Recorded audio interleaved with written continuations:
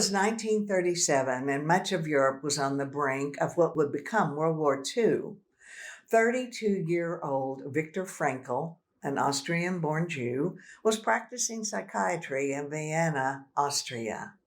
When Germany annexed Austria in 1938, he was forced to close his practice, but continued to work in the only hospital that admitted Jews. Anti-Semitism escalated, and in 1942, he, his young wife, and extended family were sent to the Theresienstadt concentration camp, where his father died in 1943. Within 3 years, Frankl was moved between 4 concentration camps, including Auschwitz, where, unknown to him, his mother was exterminated, and his brother died working as a slave laborer. His wife later died in Bergen-Belsen concentration camp. Only after liberation in 1945 did he learn that his entire family had died in concentration camps, all except one sister. After the war, Frankl went on to have a very successful career as a psychotherapist and to author 39 books, perhaps the most famous being Man's Search for Meaning. While a prisoner, Frankl formulated what would become the mantra of his life.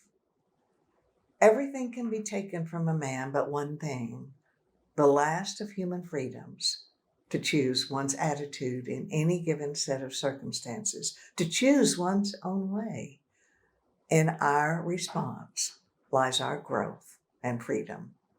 His words ring true today. Every battle we fight begins in our mind. Claiming ownership of our thoughts is key to our efforts to reset our minds in the middle of so much uncertainty. In the movie The Dead Poets Society, Robin Williams plays the role of John Keating, who has been hired as an English teacher at an all-male prep school. In his efforts to encourage the boys to make their lives extraordinary, one day he climbs to the top of his desk and he invites his students to do the same. The lesson is clear. The room looks different from another vantage point. Look at life from a different perspective. Perhaps that's what we need to do. Figuratively stand on the desk. Look at our present situation from another perspective, realizing that God does his best work with people under duress. Paul lived in crisis and did the chosen 12.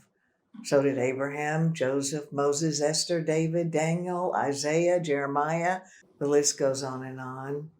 Even Jesus said, "In this world you will have tribulation, but I overcome the world."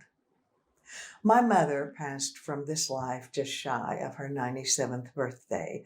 Born in 1919, she had lived her life with a strong faith and determination to make the best of every situation. A few years before her death, she was visiting with us, and one day stated very pragmatically, "I'm not sure while I'm still alive. Most of my friends are dead." And then she looked at me and she said, "I guess there's something else I need to learn." There may be a very real tendency to regard the swirling and often unpredictable events of our lives as threats that may harm and perhaps defeat us. That's quite understandable, and our initial response is to survive and do the best we can to protect ourselves and others. Therefore, the hoarding of toilet paper.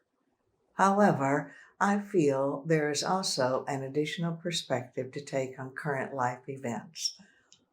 We can choose to regard them not only as events to survive, but as divine acts of blessing that God has allowed into our lives for our growth.